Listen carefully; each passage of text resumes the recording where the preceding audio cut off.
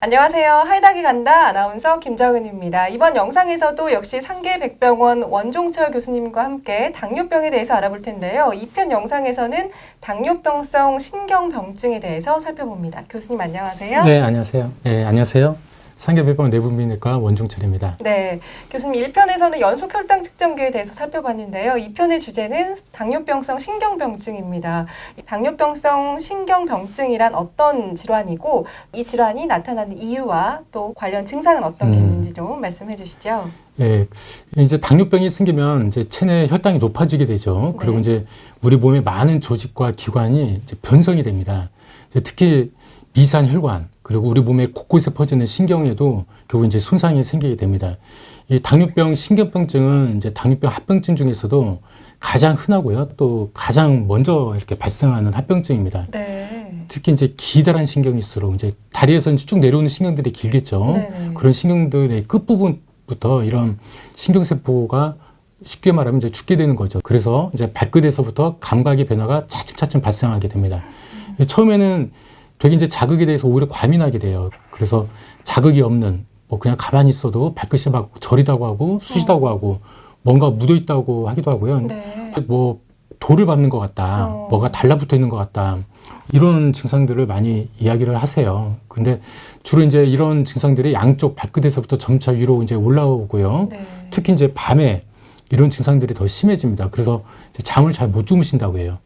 되게 주무실 때도 막 이제 환자분들 보시면 항상 이제 하시는 얘기들이 뭐 양말 신고 주무신다, 뭐 또 이불 같은 게 스쳐도 되게 따끔따끔해서 잘 깬다. 아무래도 뭐 발끝이 좀 우리고 쑤시고 막 이러니까 우리도 네. 잘 때 발 아프면 힘들잖아요. 네. 그래서 뭐 많이 붙이고도 자는데요.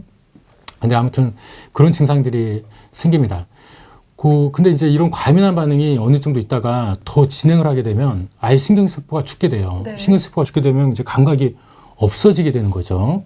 그래서 발끝이나 손끝에 이제 몽롱하게 이런 통증들이 있다가 아예 통증 자체가 없어지게 되면은 아예 못 느끼는 거예요. 그래서 발에 조그마한 상처가 나도 그걸 모르고 이제 방치하게 되는 겁니다. 그래서 이 상처를 방치하게 되면 어떻게 되겠어요? 이게 썩고 곪게 되겠죠. 그래서 이제 발의 근육까지 약해지고 이제 거기다가 이 염증이 생기고 이게 고름이 되고 결국 이게 뼈와 근육이 썩게 됩니다.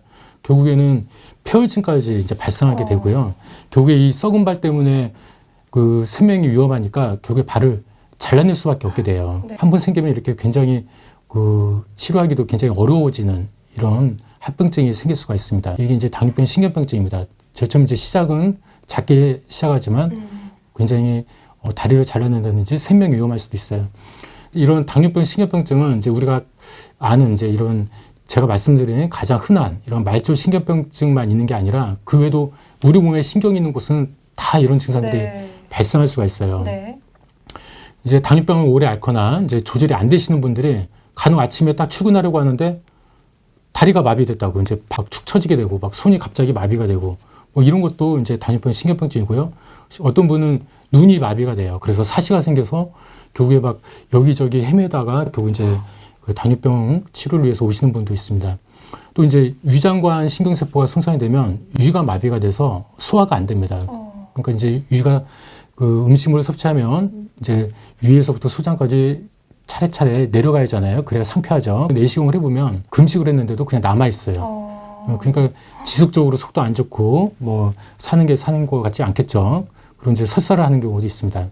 그리고 이제 방광에 손상이 오면 소변 보기가 굉장히 힘들어져요. 이제 짜내는 힘이 약해지니까. 네. 그럼 이제 소변이 어떻게 되겠어요? 이제 농축되고 계속 쌓여서 이런 것 때문에 이제 요로간염이 생길 수도 있고. 남성분들은 이제 많이 아시는 이제 발기부전도 생길 수가 있습니다. 네. 또 이제 심하면 이제 심장의 신경세포가 손상되면 혈압이 받쳐주지 않아서 일어날 때 어지럽다든지 막 쓰러지다든지 이런 졸도라든지 실신 이런 것도 생길 수가 있습니다. 온몸에 이제 신경이 있다 보니까 신경이 있는 어디서든 네, 관련 맞습니다. 합병증이 발생할 수 있는 거군요. 네. 그래도 교수님 치료는 가능하겠죠. 어떻게 네. 치료할 수 있을까요? 제가 너무 무섭게 말씀드린 것 같은데요. 그 당뇨병 신경병증은 결국엔 치료할 수도 있고요. 네. 근데 이 치료에서 가장 중요한 것은 뭐 아주 뭐 대단한 게 아닙니다. 예방입니다. 네. 병 커지기 전에 병이 안 나게 해야겠죠. 그러니까 이제 가장 중요한 것은 바로 혈당 조절이에요. 이 예방에서. 혈당 조절을 당뇨병 발생 초기부터 잘 관리하면은 이 신경병증뿐만 아니라 다른 합병증도 예방을 할 수가 있습니다. 네네. 그리고 이제 연관 인자가 이 고혈당뿐만 아니라 뭐 고혈압이라든지 이상지질혈증 이런 것도 신경병증 발생에 관여하기 때문에 잘 관리를 하셔야 합니다. 아주 간단하게 우리가 예방을 할 수가 있어요. 네. 그게 뭐냐면 그게 바로 발을 자주 보시라는 겁니다. 네. 이 발이 이제 애기들 발처럼 뽀송뽀송하고 그러잖아요. 네. 네. 그렇게 발을 만드셔야 돼요. 그러니까 뭐 하루에 5분, 10분만 투자를 해서 발을 계속 보시고 발을 잘 비누칠해서 잘 닦으시고 씻으시고 좀 뽀송뽀송하게 로션도 좀 발라주시고 그렇게 하라는 거죠.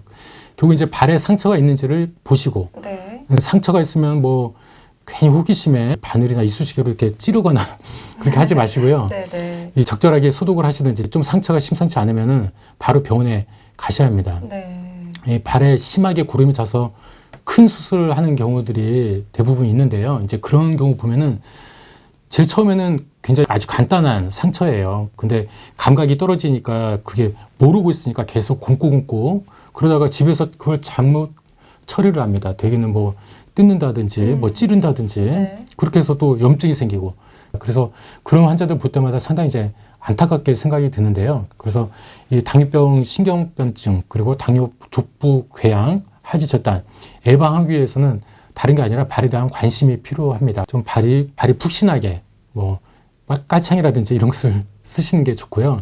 이제 그렇게 해서 굳은 살이 안 생기도록 그렇게 해야 합니다. 굳은 살이 생기면 그 아래는 이제 피부가 이제 그 썩는 과정이기 때문에 이 굳은 살이 안 생기도록 그리고 뭐 무좀 같은 것도 잘 치료를 하셔야 합니다. 네.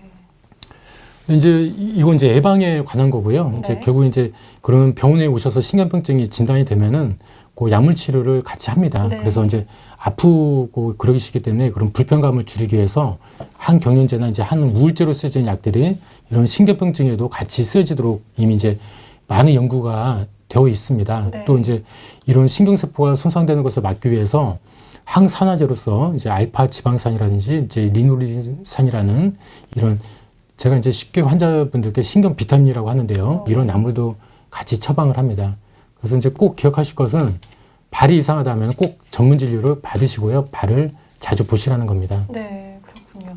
발에 대한 관심이 필요하다라는 예방 차원의 말씀과 그리고 또 약물 치료도 진행된다고 말씀해 주셨는데 결국엔 그런데 혈당 조절이 안 되면 이게 다 의미가 네. 없는 거죠. 네, 혈당 조절이 기본입니다. 네, 당뇨병성 신경병증에 대해서 자세하게 살펴봤습니다. 지금까지 상계백병원의 원종철 교수님이셨습니다. 고맙습니다.